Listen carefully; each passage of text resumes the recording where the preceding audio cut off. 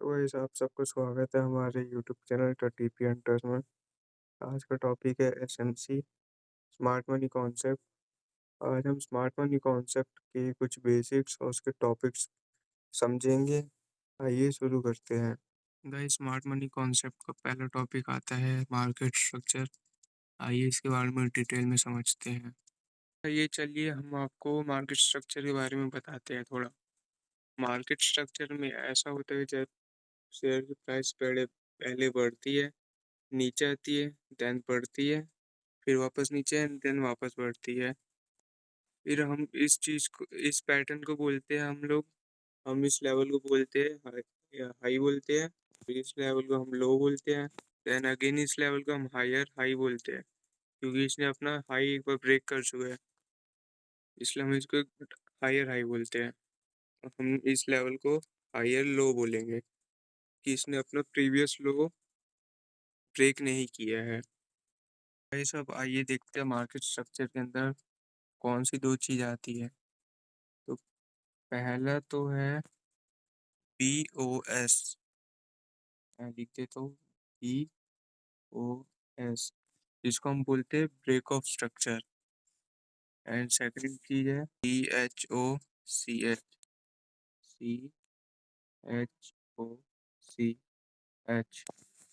जिसका मतलब होता है चेंज ऑफ कैरेक्टर। अब आइए देखते हैं इसको चार्ट में कैसे समझते हैं। गाइस, जैसा आप देख सकते हैं हमने अपने चार्ट पे higher high and higher low mark कर लिया है। अब आइए देखते हैं ब्रेक ऑफ स्ट्रक्चर के बारे में। जैसा आप यहाँ पे देख सकते हैं कि मार्केट ने अपना प्रीवियस हाई लेवल को ब्रेक किया है और अपना हायर हाई फॉर्म किया है। तो हम इस लेवल हम बेसिकली इस लेवल को ब्रेक ऑफ स्ट्रक्चर बोल सकते हैं, क्योंकि मार्केट अपना हाई प्रीवियस हाई को ब्रेक किया है और एक नया हाई बनाया है। गाइस, ये CHO CH का मतलब समझते हैं। CHO CH को हम बोल सकते हैं चेंज ऑफ कैरेक्टर। और ये इसको चार्ट में देखते हैं। अब जैसे आप देख सकते हैं कि मार्केट हमेशा अप ट्रेंड में है, हम इसको बुलिश ट्रेंड भी बोलते हैं। अब अगर मार्केट एक पर्टिकुलर लेवल पे आके फॉल होता है और अपना प्रीवियस हायर लो को ब्रेक करके यहाँ सस्टेन हो जाए, तो इसका हैवी चांसेस होता है कि मार्केट का ट्रेंड अब रिवर्स हो गया है, मार्केट अब डाउन ट्रेंड में शिफ्ट हो गया है। क्या हैवी चांसेस होता है। भाई, जैसा आपने अभी देखा मार्केट स्ट्रक्चर के बारे में, भाई ये हम देखते हैं second topic strong and weak level के बारे में। स्ट्रॉन्ग एंड वीक लेवल वो लेवल होते हैं जहाँ से मार्केट में सबसे ज़्यादा numbers of buyers and sellers active होते हैं।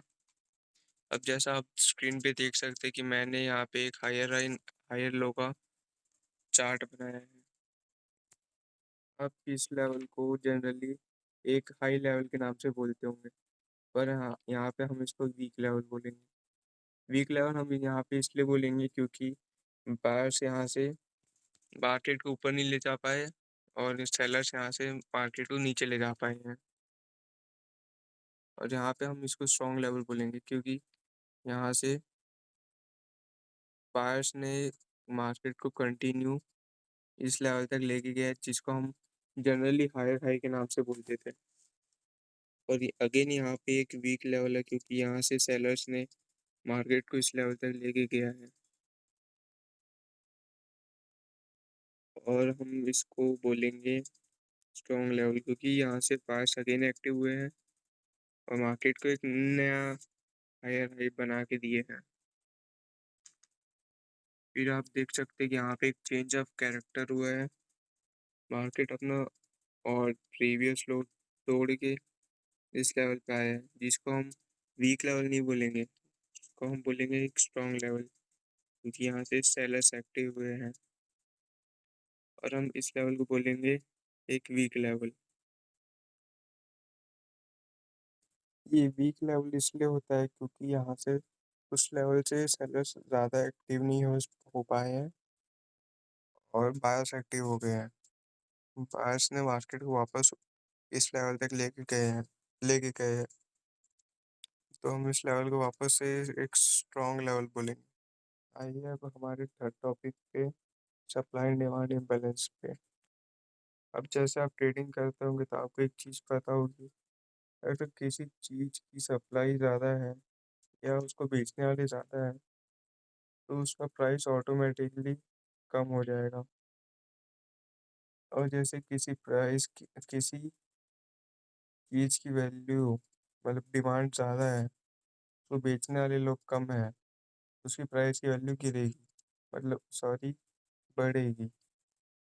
अब स्मार्ट मनी कॉन्सेप्ट का ये मतलब होता है कि वो इसी सब चीज़ में सप्लाई एंड डिमांड का इम्बैलेंस निकाले। डिमांड और सप्लाई इम्बैलेंस का मतलब ये होता है कि जहाँ पे सप्लाई डिमांड से कम हो और जहाँ पे डिमांड सप्लाई से कम हो। अगर डिमांड सप्लाई से ज़्यादा है तो वहाँ पे किसी कमोडिटी की प्राइस बढ़ेगी, और अगर सप्लाई ज़्यादा है डिमांड से तो वहाँ पे कमोडिटी की प्राइस गिरेगी। गाइस अब आते हैं हम इस वीडियो के फोर्थ और लास्ट टॉपिक पे, जिसका नाम है demand and supply zone. Guys आपको डिमांड जोन फाइंड करने के लिए मार्केट में पहले एक ऐसी कैंडल खोजनी पड़ेगी जिसकी प्रीवियस कैंडल उस कैंडल का डबल या 3x हो। जैसा इस केस में आप इस कैंडल को देख सकते हैं, इसकी प्रीवियस कैंडल का एक 3x है। अब हम इस कैंडल का एक हाई मार्क कर लेते हैं एंड एक लो मार्क कर लेते हैं। तो हम अब इस लेवल को एक डिमांड जोन बोलेंगे। अब हम देखते हैं कि सप्लाई जोन क्या होता है। जैसा आप डिमांड जोन में देखते थे कि आपको एक ऐसी कैंडल देखनी है इसका प्रीवियस कैंडल उसका 3x हो, 2x हो या 3x हो। जैसा आप यहाँ देख सकते हैं कैंडल का 3x है। अब आपको इसी कैंडल का लो मार्क करना है और इसका हाई मार्क करना है। अब आप इस लेवल को सप्लाई लेवल बोल सकते हैं। अगर मार्केट कभी भी इस लेवल पे आए तो आप यहाँ से एक सेल साइड का एंट्री ले सकते हैं।